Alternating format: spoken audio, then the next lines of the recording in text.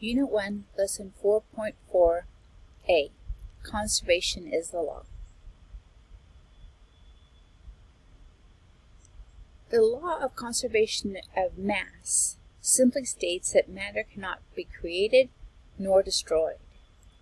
So in a chemical reaction, the mass on each side of the reaction is going to be the same. In a physical change, the same will occur.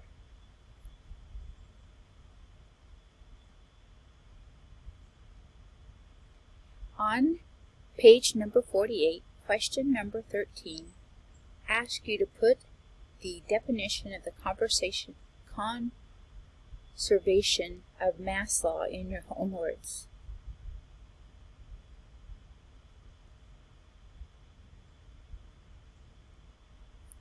So in this picture, it's giving you an example of masses neither created nor destroyed.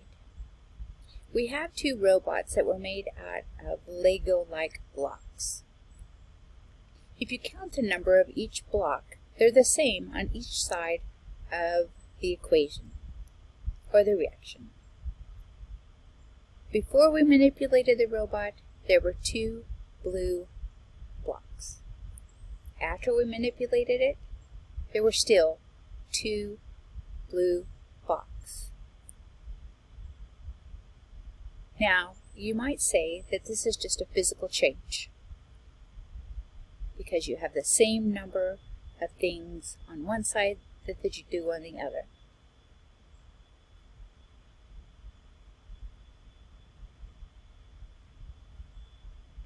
So on page 49, it wants you to discuss how the physical change in the robot is reversible.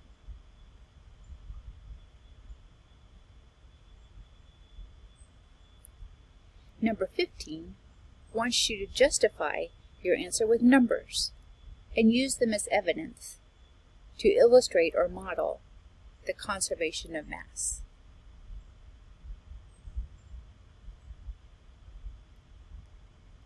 In this clip, in the bottle in the bottom before it starts, there is some vinegar. In the deflated balloon, there is some baking soda.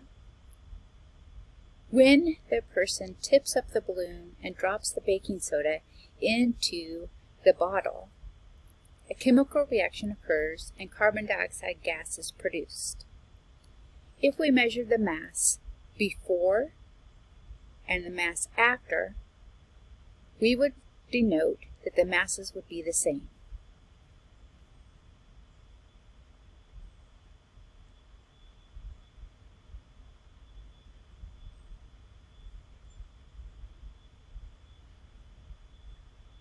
So if we took the mass of the flask and the vinegar, the baking soda, and the balloon before we did the experiment, and compared it to the mass of the put together apparatus, the flask, the baking soda, vinegar, and balloon, the mass would be the same. The chemical reaction occurred as evidence of the gas that was produced.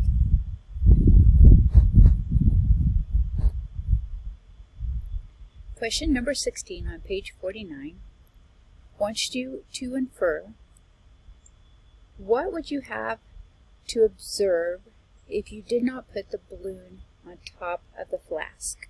Would the masses be the same? Yes or no?